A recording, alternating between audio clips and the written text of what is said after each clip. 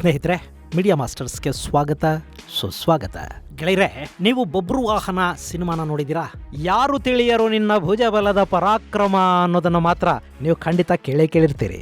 ಈಗ ಇದೇ ಥರದ ನಿಂದನೆ ಹಾಗೂ ಚಾಲೆಂಜುಗಳನ್ನು ನಾವು ಇರಾನ್ ಹಾಗೂ ಅಮೆರಿಕ ನಡುವೆ ನೋಡ್ತಾ ಇದ್ದೀವಿ. ಟ್ರಂಪ್ ಕೇಳಬೇಕಾ? ಆತನ ನಾಲಿಗೆ ಮೊದಲಿಂದಲೂ ಸ್ವಲ್ಪ ಸಡಿಲಾನೆ, ಏನು ಬೇಕಾದರೂ ಮಾತಾಡಿಬಿಡೋ ಮನುಷ್ಯ.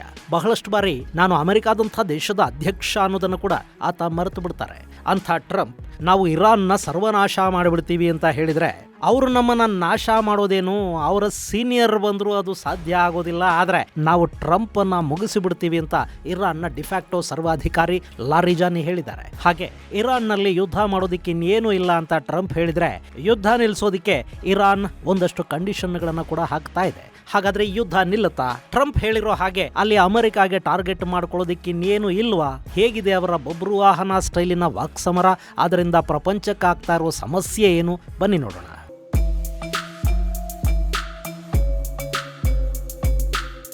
ಗೆಳೆಯರೆ, ಇರಾನ್ ಹಾಗೂ ಇಸ್ರೇಲಿನ ಸಮರ ಹಾಗೆ ಮುಂದುವರಿತಾ ಇದೆ. ಅಲ್ಲಿ ಇರಾನ್ ಬಹುತೇಕ ತನ್ನ ಆಯುಧಗಳನ್ನ ಖಾಲಿ ಮಾಡ್ಕೊಂಡು ಕಾಣ್ತಾ ಇದೆ. ಅವರ ಹತ್ರ ಡ್ರೋನ್ಗಳಿವೆ, ಇನ್ನೊಂದು 15-20% ಮಿಸೈಲುಗಳು ಕೂಡ ಅಲ್ಲಿ ಉಳ್ಕೊಂಡಿರಬೇಕು. ಆದ್ರೆ ಅವುಗಳನ್ನ ಲಾಂಚ್ ಮಾಡೋದಕ್ಕೆ ಇರಾನ್ ಇಷ್ಟು ದಿನ ಮಾಡಿಟ್ಟುಕೊಂಡಿದ್ದ ವ್ಯವಸ್ಥೆಗಳೆಲ್ಲ ಭಾಗಶಃ ನಾಶ ಆಗಿವೆ.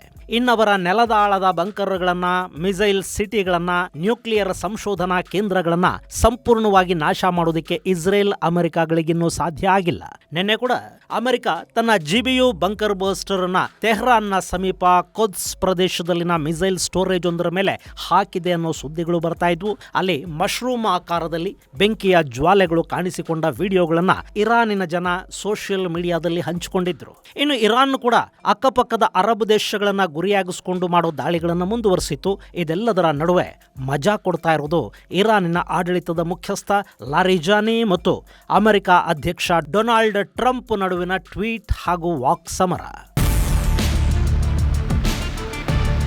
ಗೆಳೆಯರೆ, ಟ್ರಂಪ್ ಬಗ್ಗೆ ಹೇಳಬೇಕಾಗೇ ಇಲ್ಲ, ನಿಮಗೆ ಗೊತ್ತಿದೆ ಆತನದ್ದು ಲೂಸ್ ಟಂಗು. ಕೆಲವರು ಟ್ರಂಪ್ ಮಾತುಗಳನ್ನು ನಿರ್ಲಕ್ಷ್ಯ ಮಾಡ್ತಾರೆ, ಉದಾಸೀನವೇ ಆತನಿಗೆ ಮದ್ದು ಅಂತ ಸುಮ್ಮನಿರ್ತಾರೆ. ಇನ್ನು ಕೆಲವರು ಆತನ ಬಾಯಿಗೆ ಬಾಯಿ ಕೊಡೋದಕ್ಕೆ ಅಂದರೆ ಮಾತುಗಳಿಗೆ ಪ್ರತ್ಯುತ್ತರ ಕೊಡೋದಕ್ಕೆ ಹೋಗ್ತಾರೆ.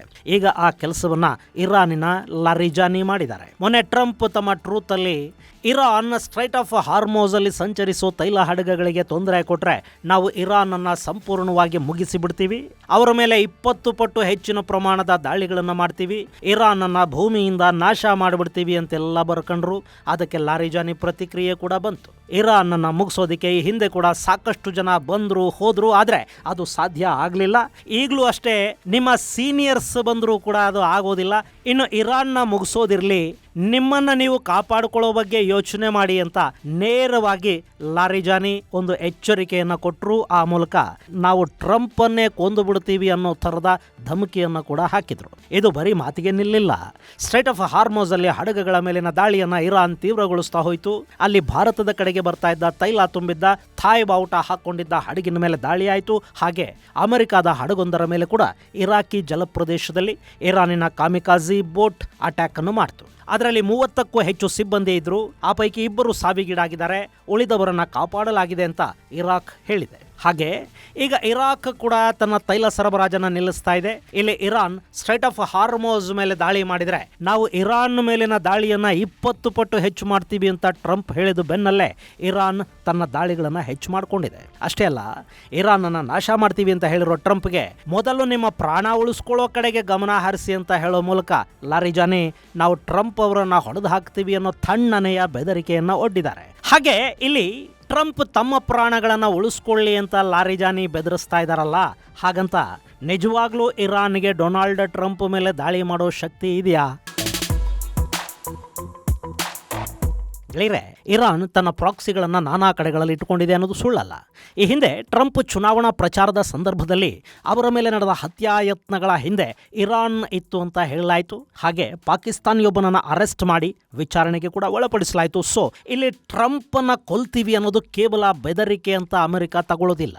ಇನ್ನು ಈ ಬೆದರಿಕೆಗಳ ನಂತರ ಅಮೆರಿಕದ B2 ಬಾಂಬರ್ಗಳು GBUಗಳು ಇರಾನಿನ ಆಕಾಶದ ಮೇಲೆ ಕಾಣಿಸ್ಕೊಳ್ಳೋದಕ್ಕೆ ಶುರು ಮಾಡಿವೆ ಅಂತ ಹೇಳ್ತಾ ಇದ್ದಾರೆ. ಅಲ್ಲಿ ಇರಾನ್ನಲ್ಲಿನ ನಮಗೆ ದಾಳಿ ಮಾಡೋದಕ್ಕೆ ಟಾರ್ಗೆಟ್ಗಳು ಅಂತ ಏನು ಉಳಿದಿಲ್ಲ, ಏನನ್ನು ನಾವು ಉಳಿಸೋದೂ ಇಲ್ಲ. ಯಾವಾಗ ಬೇಕಾದರೂ ಆ ಯುದ್ಧವನ್ನು ನಾವು ನಿಲ್ಲಿಸಿ ಬಿಡಬಹುದು. ಆದರೆ ಇರಾನನ್ನು ನಾಶ ಮಾಡಲೇಬೇಕು ಅಂತ ನಾವು ಬಯಸಿದರೆ ಒಂದೇ ಗಂಟೆಯಲ್ಲಿ ಮಾಡಿಬಿಡ್ತೀವಿ. ಮತ್ತವರಿಗೆ ಚೇತರಿಸಿಕೊಳ್ಳೋದಕ್ಕೆ ಕಡಿಮೆ ಅಂದರೂ 25 ವರ್ಷಗಳು ಬೇಕಾಗುತ್ತವೆ ಅಂತ ಟ್ರಂಪ್ ಮತ್ತೊಂದು ಧಮಕಿಯನ್ನು ಕೊಟ್ಟಿದ್ದಾರೆ. ಇಲ್ಲಿ ಟ್ರಂಪ್ ಹೇಳ್ತಾ ಇರೋದು ಸುಳ್ಳಲ್ಲ. ಇರಾನ್ ತನ್ನ ನೆಲದಾಳದ ಫೆಸಿಲಿಟಿಗಳನ್ನು ನಂಬಿಕೊಂಡು ಸುರಕ್ಷಿತ ಅಂತ ಫೀಲ್ ಆಗ್ತಾ ಇದೆ. ಅವ್ರ ಹತ್ರ ಸಾಕಷ್ಟು ಮಿಸೈಲ್ ಡ್ರೋನ್ಗಳಿವೆ ಅನ್ನೋದು ನಿಜ. ಆದರೆ ಆ ಬಂಕರ್ಗಳ ಮೇಲೆ ಅಮೆರಿಕ ತನ್ನ GBU ಬಾಂಬ್ಗಳಿಂದ ದಾಳಿ ಮಾಡೋದಕ್ಕೆ ನಿಂತರೆ ಆ ಬಂಕರ್ಗಳಲ್ಲಿನ ಆಯುಧಗಳು ಅಗತ್ಯ ಸಂದರ್ಭದಲ್ಲಿ ಕೈಗೆ ಸಿಗದಂತಾಗಿ ಹೋಗುತ್ತವೆ. ಇರಾನಿನ ಬಂಕರುಗಳು ಎಲ್ಲಿವೆ ಅನ್ನೋದರ ಮ್ಯಾಪಿಂಗ್ ಆಗಿದೆ. ಥರ್ಮಲ್ ಇಮೇಜಿಂಗ್ ಮೂಲಕ ಅವುಗಳನ್ನು ಪತ್ತೆ ಮಾಡಿದ್ದಾರೆ. ಅಷ್ಟೇ ಅಲ್ಲ, ಅವುಗಳ ವೆಂಟಿಲೇಷನ್ ಎಲ್ಲಿದೆ ಅನ್ನೋದರ ಆಧಾರದ ಮೇಲೆ ಈ ಟನಲ್ಗಳ ಮ್ಯಾಪಿಂಗ್ ಆಗಿರೋದ್ರಿಂದ ಅಮೆರಿಕದ ಬಾಂಬುಗಳು ಟನಲ್ನ ಎಂಟ್ರೆನ್ಸ್ ಮತ್ತು ಅವುಗಳ ವೆಂಟಿಲೇಟರ್ಗಳ ಮೇಲೆ ದಾಳಿ ಮಾಡಿದರೂ ಆ ಟನಲ್ಗಳು ತಾತ್ಕಾಲಿಕವಾಗಿ ನಿರುಪಯುಕ್ತ ಸ್ಥಿತಿಯನ್ನು ತಲುಪುತ್ತವೆ. ಗೆಳೆಯರೆ, ಇಲ್ಲಿ ಅಮೆರಿಕಾಗೆ ಟನಲ್ ವಿಷಯದಲ್ಲಿರೋ ಒಂದೇ ಒಂದು ಚಾಲೆಂಜ್ ಅಂದ್ರೆ ಅವುಗಳನ್ನ 100 ಮೀಟರ್ಗೂ ಆಳದಲ್ಲಿ ಇರಾನ್ ನಿರ್ಮಾಣ ಮಾಡಿಕೊಂಡಿದೆ. ಅಲ್ಲಿವರೆಗೆ ಹೋಗೋ ಬಾಂಬುಗಳು ಇನ್ನೂ ಇಲ್ಲ ಅನ್ನೋದು. ಆದರೆ ಟನಲ್ಗಳಲ್ಲಿನ ಆಯುಧಗಳನ್ನ ಹೊರಗೆ ತೆಗಿಬೇಕು ಅಂದ್ರೆ ಅದರ ಎಕ್ಸಿಟ್ ಮತ್ತು ಎಂಟ್ರಿ ಪಾಯಿಂಟ್ಗಳ ಮೂಲಕವೇ ತರಬೇಕಲ್ಲ. ಆ ಹಾದಿ ಏನು 100 ಮೀಟರ್ ಆಳದಲ್ಲಿರುವುದಿಲ್ಲ. ಅದನ್ನು ನಾಶ ಮಾಡಿಬಿಟ್ರೆ ಒಳಗೆ ಹೋಗೋದಿಕ್ಕೆ ಹೊರಗೆ ಬರೋದಿಕ್ಕೆ ಜಾಗ ಇಲ್ಲದ ಹಾಗೆ ಮಾಡಿದರೆ ತಾತ್ಕಾಲಿಕವಾಗಿ ಅವರ ಆಯುಧಗಳ ಬಳಕೆ ಸಾಧ್ಯವಾಗದ ಹಾಗಾಗತ್ತೆ. ಇದನ್ನೇ ಕಿರಾನಾ ಹಿಲ್ಸ್ನ ಅಂಡರ್ಗ್ರೌಂಡ್ ಫೆಸಿಲಿಟಿಯ ಬಾಗಿಲಿಗೆ ಬ್ರಹ್ಮೋಸ್ ಅನ್ನು ಹೊಡೆಯೋ ಮೂಲಕ ಭಾರತ ಈ ಹಿಂದೆ ಮಾಡಿತ್ತು. ಭಾರತ ಏನು ಮಾಡಬೇಕು ಅನ್ನೋದನ್ನ ಪಾಕಿಸ್ತಾನದಲ್ಲಿ ತೋರಿಸಿಕೊಟ್ಟಿದೆ. ಅದನ್ನ ಮಾಡಿದರೆ ಇರಾನ್ನ ಆಯುಧಗಳ ಬಳಕೆಗೆ ತೊಂದರೆ ಆಗುತ್ತೆ. ಸೊ ಈಗಾಗಲೇ ಬ್ರಿಟನ್ನಲ್ಲಿ B1 ಲ್ಯಾನ್ಸರ್ಗಳಿಗೆ B2 ಬಾಂಬರ್ಗಳಿಗೆ ಆಯುಧಗಳನ್ನು ಲೋಡ್ ಮಾಡ್ತಾ ಇರೋ ವಿಡಿಯೋಗಳು ಬರ್ತಾ ಇವೆ.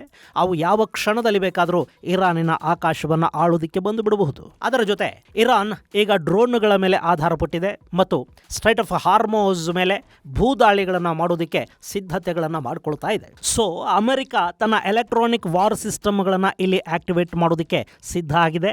ಆ ಮೂಲಕ ಒಂದೇ ಒಂದು ಗುಂಡನ್ನು ಹಾರಿಸಬೇಕಾದ ಅಗತ್ಯ ಇಲ್ಲದೆ, ಒಂದೇ ಒಂದು ಮಿಸೈಲ್ ದಾಳಿ ಇಲ್ಲದೆ ಇರಾನಿನ ಆಯುಧಗಳ ಸಿಗ್ನಲ್ ಅನ್ನು ಜಾಮ್ ಮಾಡೋ ಮೂಲಕ ನಿಷ್ಕ್ರಿಯಗೊಳಿಸಿ ಬಿಡೋದಕ್ಕೆ ಅಮೆರಿಕ ಹೋಗ್ತಾ ಇದೆ. ನಿನ್ನೆ ತೆಹರಾನ್ ಸಮೀಪ ಮತ್ತೆ ಅಮೆರಿಕದ ಬಾಂಬರ್ಗಳು ದಾಳಿ ಮಾಡಿದಂತಿವೆ. ಅಲ್ಲಿ ದೊಡ್ಡ ಪ್ರಮಾಣದ ಬೆಂಕಿ ಹಾಗೂ ಹೊಗೆ ಆಕಾಶದಲ್ಲಿ ಮಶ್ರೂಮ್ ಥರ ಕಾಣಿಸ್ಕೊಂಡಿದೆ. ಇದನ್ನ ಅವರ ಟನಲ್ ಮೇಲೆ ನಡೆದ ದಾಳಿ ಅಂತ ಹೇಳ್ತಾ ಇದ್ದಾರೆ. ಹಾಗೆ ಇರಾನಿನ ತೈಲ ಸಂಗ್ರಹಾಗಾರಗಳನ್ನು ಇಸ್ರೇಲ್ ಹಾಗೂ ಅಮೆರಿಕಗಳು ನಾಶ ಮಾಡ್ತಾ ಬರ್ತಾ ಇವೆ. ಇಲ್ಲಿ ಸ್ಟ್ರೈಟ್ ಆಫ್ ಹಾರ್ಮೋಸ್ ಅಲ್ಲಿ ನೀವು ತೈಲ ಹಡಗುಗಳನ್ನು ಬಿಡದೇ ಇದ್ರೆ ನಿಮಗೆ ಒಂದೇ ಒಂದು ಲೀಟರ್ ತೈಲ ಕೂಡ ಸಿಗದ ಹಾಗೆ ನಾವು ಮಾಡಿಬಿಡ್ತೀವಿ ಅನ್ನೋ ಹಾಗೆ ಈ ದಾಳಿ ಕಾಣಿಸ್ತಾ ಇದೆ. ಇರಾನ್ ಅನ್ನೋದು ಎಷ್ಟೇ ದೊಡ್ಡ ತೈಲ ಸಂಪನ್ಮೂಲಗಳಿರೋ ದೇಶ ಆಗಿರಬಹುದು, ಆದರೆ ಆ ತೈಲವನ್ನ ಸಂಸ್ಕರಿಸೋ ವ್ಯವಸ್ಥೆಗಳಿಲ್ಲದೆ ಇದ್ರೆ, ದಾಸ್ತಾನಿಗೆ ವ್ಯವಸ್ಥೆಗಳಿಲ್ಲದೆ ಇದ್ರೆ ತೈಲ ಕೊರತೆ ಇರಾನ್ ಅನ್ನು ಕೂಡ ಕಾಡೋದಿಕ್ಕೆ ಶುರು ಆಗತ್ತೆ. ಈಗ ಅದನ್ನ ಇಸ್ರೇಲ್ ಅಮೆರಿಕಗಳು ಅಲ್ಲಿ ಮಾಡ್ತಾ ಇವೆ. ನಿನ್ನೆ ಕೂಡ ಒಂದಷ್ಟು ತೈಲ ದಾಸ್ತಾನುಗಳನ್ನು ನಾಶ ಮಾಡಲಾಗಿದೆ. ಇದಕ್ಕೆ ಪ್ರತೀಕಾರವಾಗಿ ಇರಾನ್ ಕೂಡ ಅರಬರ ತೈಲ ಸಂಗ್ರಹಾಗಾರಗಳನ್ನು ನಾಶ ಮಾಡ್ತಾ ಹೋಗ್ತಾ ಇದೆ. ನಿನ್ನೆ ಬಹ್ರೈನ್ನಲ್ಲಿ ಇರಾನ್ ಮತ್ತೆ ದಾಳಿ ಮಾಡಿದೆ. ಹಾಗೆ ಸೌದಿಯ ಆಯಿಲ್ ಸ್ಟೋರೇಜ್ ಕಡೆ ಬರ್ತಾ ಇದ್ದ ಡ್ರೋನ್ಗಳನ್ನು ನ್ಯೂಟ್ರಲೈಸ್ ಮಾಡಿರುವುದಾಗಿ ಸೌದಿ ಹೇಳಿಕೊಂಡಿದೆ. UAE ಕೂಡ ಮತ್ತೆ ದಾಳಿಗೀಡಾಗಿದೆ. ಇನ್ನು ಕತಾರ್, ಕುವೈತ್ಗಳು ಕೂಡ ಇರಾನಿನ ಕ್ಷಿಪಣಿ ಮತ್ತು ಡ್ರೋನ್ಗಳನ್ನು ತಡೀತಾ ಇವೆ. ಇರಾಕ್ನ ಅಲ್ ಫಾ ಬಂದರಿನಲ್ಲಿ 2 ವಿದೇಶಿ ತೈಲ ಟ್ಯಾಂಕರ್ಗಳ ಮೇಲೆ ದಾಳಿಯಾಗಿದೆ. ಇದರಿಂದ ಜಗತ್ತಿಗೆ ತೈಲ ಮತ್ತು ನ್ಯಾಚುರಲ್ ಗ್ಯಾಸ್ ಸರಬರಾಜು ಕಡಿಮೆ ಆಗುತ್ತೆ. ತೈಲದ ಬೆಲೆ ಏರಿಕೆಗೆ ಇದು ಕಾರಣ ಆಗುತ್ತೆ. ಇರಾನಿನ ಉದ್ದೇಶ ಕೂಡ ಅದೇ. ತೈಲ ಮತ್ತು ಗ್ಯಾಸ್ ಕೊರತೆ ಉಂಟಾದ್ರೆ ಜಗತ್ತು ಯುದ್ಧ ನಿಲ್ಲಿಸೋದಕ್ಕೆ ಅಮೆರಿಕದ ಮೇಲೆ ಒತ್ತಡ ಹೇರುತ್ತೆ ಅಂತ ಇರಾನ್ ಅಂದ್ಕೋತಾ ಇದೆ. ಹೀಗಾಗಿನೇ ತೈಲದ ಬೆಲೆ ಬ್ಯಾರಲ್ಗೆ $200 ಮುಟ್ಟುವ ಹಾಗೆ ನಾವು ಮಾಡ್ತೀವಿ, ನೋಡ್ತಾ ಇರಿ ಅಂತ ಇರಾನ್ ಅಮೆರಿಕಾಗೆ ಧಮಕಿಯನ್ನು ಕೊಟ್ಟಿದೆ. ಇದು ಅಮೆರಿಕಾಗೆ ಮಾತ್ರ ಅಲ್ಲ, ಇಡೀ ಜಗತ್ತಿಗೆ ಅವರು ಕೊಡ್ತಾ ಇರೋ ಧಮಕಿ. ಹಾಗಂತ ಇರಾನ್ ತಾನು ಹೇಳ್ಕೊಂಡಿರೋ ಹಾಗೆ ಇನ್ನು 6-7 ತಿಂಗಳ ಕಾಲ ಈ ಯುದ್ಧವನ್ನ ಮುಂದುವರಿಸಿಕೊಂಡು ಹೋಗುತ್ತಾ? ಹಾಗೆ ಕೂಡ ಅನ್ನಿಸ್ತಾ ಇಲ್ಲ. ಅದು ದೀಪ ಆರೋ ಮೊದಲು ಧಗಧಗ ಉರಿಯೋ ಹಾಗೆ ದಾಳಿಗಳನ್ನು ಜೋರು ಮಾಡಿ ತೈಲಾಗಾರಗಳನ್ನು, ತೈಲ ಹಡಗುಗಳನ್ನು ನಾಶ ಮಾಡ್ತಾ ಜಗತ್ತಿನ ಮೇಲೊಂದು ಒತ್ತಡವನ್ನು ಹೇರಿ ಯುದ್ಧ ನಿಲ್ಲಿಸೋದಕ್ಕೆ ದಾರಿ ಹುಡುಕ್ತಾ ಇದೆ.